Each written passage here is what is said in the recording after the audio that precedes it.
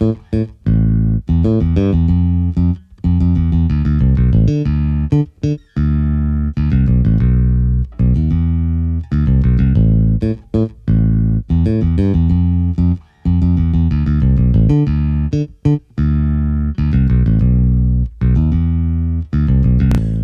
to your midweek Cybersecurity Executive Briefing, brought to you by Clocktower Technology Services and the United Regional Chamber of Commerce.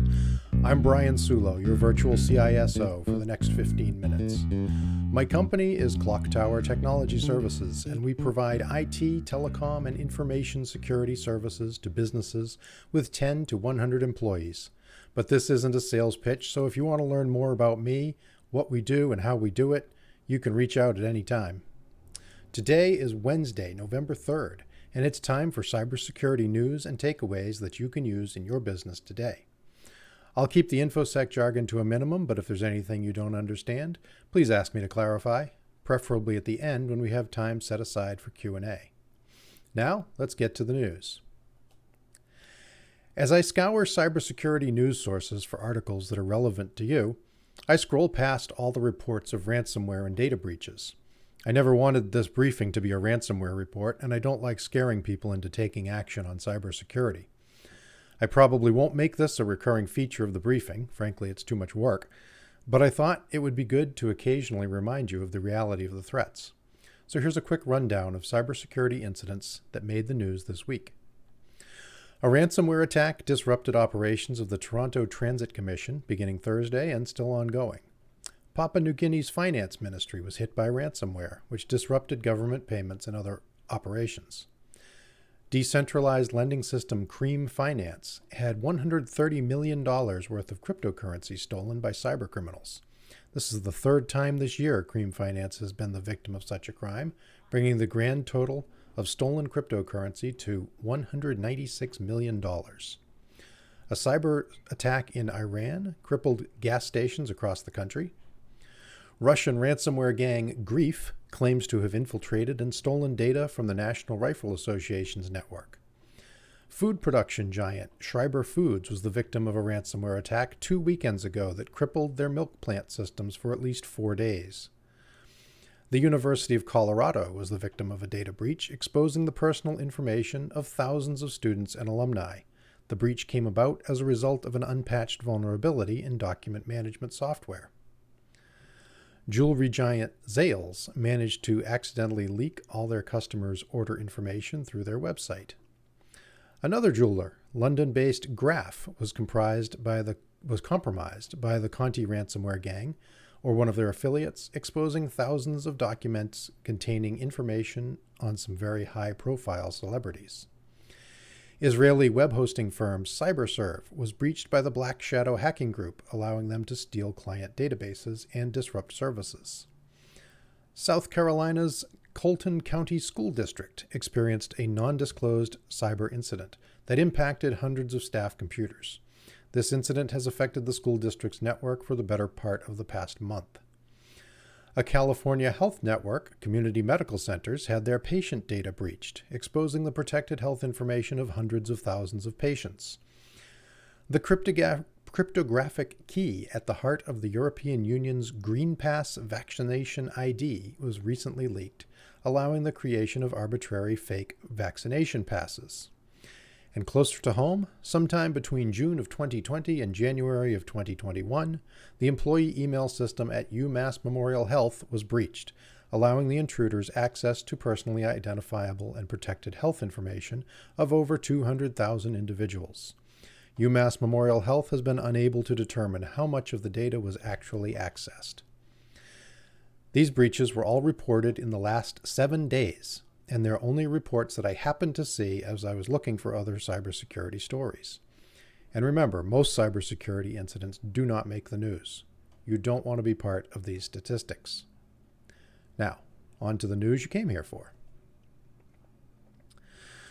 The Hacker News reports on new Android malware called Abstract Emu that can gain root access to Android-based smartphones. The term root refers to the built-in administrative account on all Linux-based operating systems that has unfettered access to all files and processes. The malware is distributed as part of applications that pose as Android utilities. One of these apps, Light Launcher, made it onto the official Google Play Store, being downloaded 10,000 times before it was removed.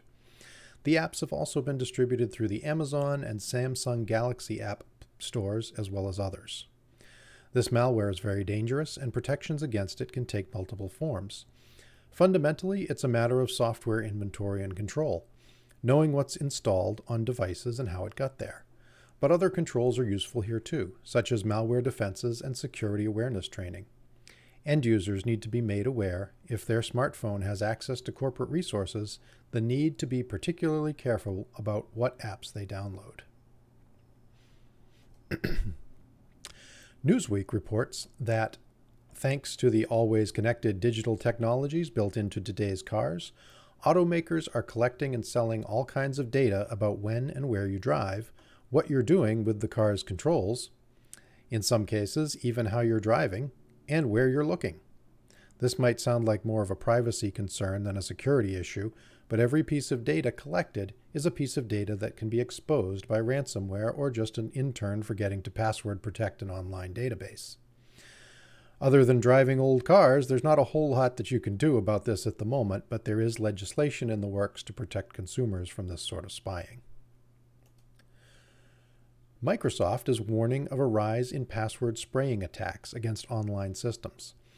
Password spraying is a technique where the bad guys try commonly used passwords against multiple accounts on a system. This type of attack generally doesn't trigger account lockouts, since the logon attempts against each account are spaced out. Some of the most popular targets are C-level executives. Not only do they often have access to much more of the company's data than they really need, they also may be accepted from common security practices, such as multi-factor authentication policies. If you're an owner or executive, my takeaway for you is to put your ego aside and insist that your accounts be held to the same or higher cybersecurity standards as everyone else. A vulnerability was recently identified in Cisco ASA firewall appliances, allowing a remote attacker to bypass security protections. If you're running a Cisco ASA, make sure to patch immediately. Apple systems running macOS are vulnerable to an attack method dubbed Shrootless, which can allow an attacker to gain complete control of the device without getting caught by security solutions. A security update from October 26th patches this vulnerability. If you use MacBooks or Mac desktops in your business, you'll want to make sure they're fully patched as of that date, October 26th. Google fixes two high-severity security flaws. It seems we can hardly get through a week without a zero-day vulnerability in Google Chrome. This time it's 2 zero-day vulnerabilities. And remember, a 0-day means that the bad guys are actively using it prior to the patch being released. I believe this is the 16th zero-day vulnerability for Google Chrome this year. Make sure your Chrome browser is up to version 95.0.4638.69 or higher. Dark Reading delivers an article about alternative means of communication being exploited just like email. These alternative communication mechanisms are things like Slack, Microsoft Teams, and Zoom. The danger here is that we tend to think of these communication channels as private and secure, when really they are just as susceptible to being used as part of a scam or phishing attempt as email. The takeaway is that IT security providers need to understand the threats and vulnerabilities unique to each system, and end users need to be made aware that they need to be as diligent with these forms of communication as they are with email. Pax Technology, a Chinese point-of-sale device manufacturer with a U.S. office in Florida, was raided by the FBI last week after evidence surfaced that their point-of-sale devices were being used in malware attacks and potentially stealing information. If you have a retail component to your business, check your POS terminals to see if they are PAX-brand. If so, make provisions to remove them as soon as possible. It seems like WordPress plugins have been in the cybersecurity news a lot lately. Security Affairs reports on a vulnerability in a popular plugin named Opt-in Monster. The vulnerability can allow unauthorized access to the back end of the website, potentially exposing sensitive information collected from visitors to the site.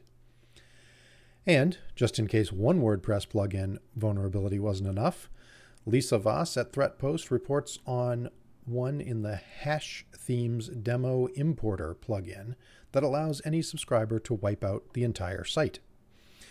The takeaway from these reports is that you really shouldn't be administering your own website, and you should be working with a developer who understands security, not just one who can make things pretty and functional. And that's your cybersecurity executive briefing for this week. Before we get to the Q&A section, I just want to mention that the best place to connect with me is on LinkedIn. Remember that the stories presented here are selected to be relevant to our audience, based on the technologies you've said you're using. If you're using other technologies in your organization and you'd like those covered, please let me know. If you're watching this after the fact and you want to be a part of the next live session, visit clocktowertech.com/cxb.html and register for the next call. Also, don't forget to like and subscribe. Until next time, stay safe, stay in touch. Together, we are secure.